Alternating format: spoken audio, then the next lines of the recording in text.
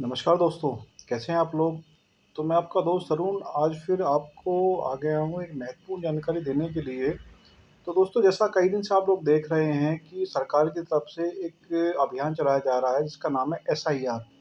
SIR में आपको अपनी एसआईआर की मैं आपको पहले फुल फॉर्म बता दूँ। एसआईआर की फुल फॉर्म होती है दोस्तों स्पेशल इंटेंसिव रिविज़न यानी कि पुनर्निरीक्षण।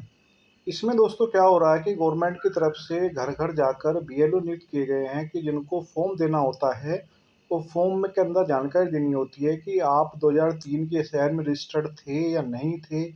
अगर नहीं थे, वो आपको डिटेल देनी है। अगर उसमें आप किसी से नहीं रजिस्टर्ड थे, उसमें आपको अपने फादर-मदर या अपने दादा-दादी में से किसी का भी ईपिक नंबर जो आपके वोटर आईडी कार्ड पर होता है, वो उसके अंदर मेंशन करना होता है। तो दोस्तों ये जो अभियान है, ये अभियान शुरू हुआ था 4 नवंबर से लेके 4 दिसंबर तक। और दोस्तों इसकी जो जानकारी है देने एकत्रित करने के लिए बीएलओ नियुक्त किए गए थे, लेकिन दोस्तों इन बीएलओ को इतनी जल्दी में नियुक्त किया गया है कि ना तो इनको कोई प्रॉपर ट्रेनिंग दी जाई गई और ना ही इनको प्रॉपर तरीके से इसके बारे में गाइड किया गया। ये दोस्तों सरकारी जो कर्मचारी हैं उनको इसके लिए नियुक्त किया गया है। लेकिन दोस्तों दिक्कत ये आती है अब सुनने में जो आ रहा है वो ये आ रहा है कि पिछले 22 दिनों में 7 राज्यों में तकरीबन 25 बीएलओ की मौत हो चुकी है और उनके ऊपर बहुत ज़बरदस्त तरीके से एफआईआर दर्ज हो रही हैं, उनके ऊपर केस किए जा रहे हैं।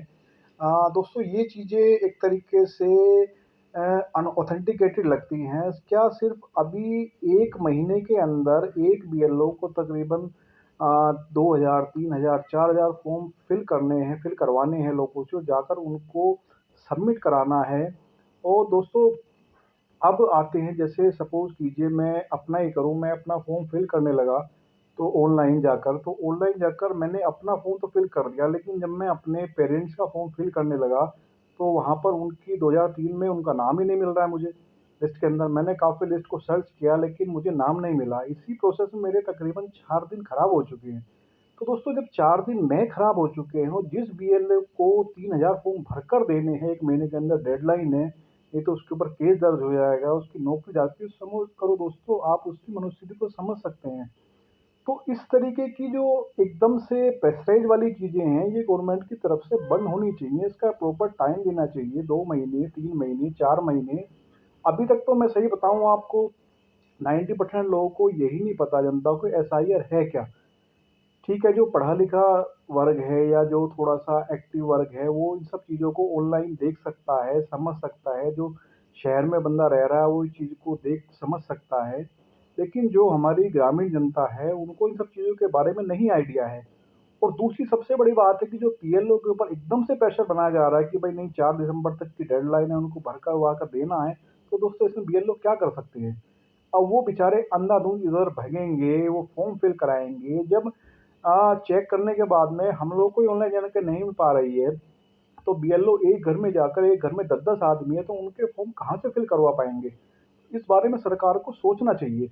इस तरीके से बार-बार और इतने जो 22 दिन में मतलब 25 बीएलओ की जो मौत हो चुकी है 7 राज्यों में, उसका ज़िम्मेदार कौन होगा? इस तरीके की चीज़ें इस तरीके से नहीं होनी चाहिए। अभी इतनी जल्दी इलेक्शन यूपी में भी नहीं आ रहा है कि भई एकदम से 1 महीने के अंदर जानकारी एकत्रित करा के देनी है।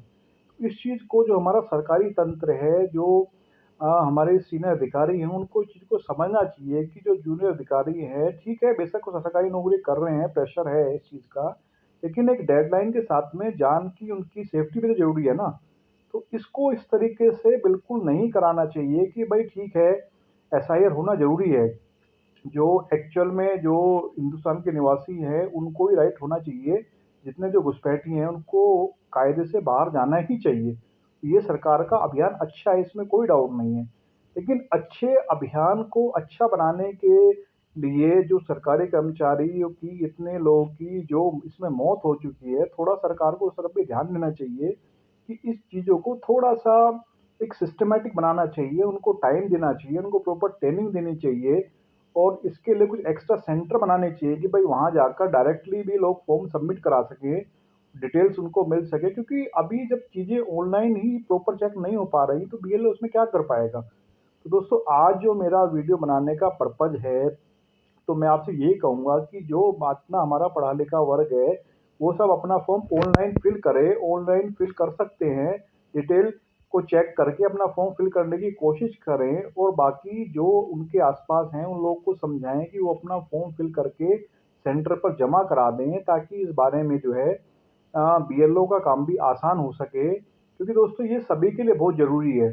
और बस मेरा आज पर्पज़ यही था कि थोड़ा-सा हम बीएलओ की मदद कर सकते हैं। हम इस बारे में उनको ब्लेम देना बंद कर दें, भाई मेरे घर बीएलओ आएगा तब मैं फ़ॉर्म भरूँगा, या बीएलओ तो मेरे आया नहीं मैं फ़ॉर्म क्यों भरूँ? दोस्तों ये हम सबकी ज़िम्मेदारी है। तो कृपा करके बीएलओ की आप लोग हेल्प करें, बीएलओ की सहायता करें ताकि वो टाइमली अपना जो उनको टास्क दिया गया है उसको पूरा कर सकें। और दोस्तों ये हमारे लिए और हमारे हिंदुस्तान के लिए फ़ेवर में की चीज़ें हैं, इन चीज़ों से हमें पीछे नहीं हटना चाहिए और हमें प्रॉपर इन चीज़ों में गवर्नमेंट का साथ देना चाहिए।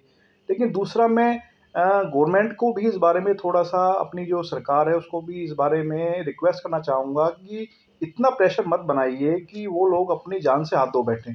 इसलिए कोशिश कीजिए कि उनको प्रॉपर स्मूथली तरीके से एकदम से उनको इतना भी मत डरा दीजिए कि भाई तुम्हारी नौकरी चली जाएगी, तुम्हारे ऊपर एफआईआर हो जाएगी, तुम्हारे ऊपर जो है ठीक है प्रेशर बनाना ज़रूरी है, लेकिन एक प्रेशर प्रॉपर तरीके से होना चाहिए ना। अब मैंने देखा कि एक बीएलओ अपने 6 माह के बच्चे को लेकर घूम रही थी।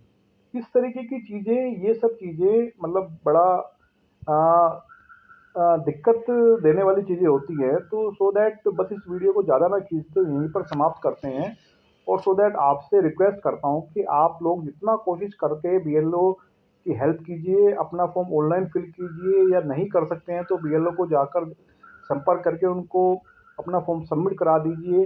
थैंक यू दोस्तों, थैंक यू सो मच।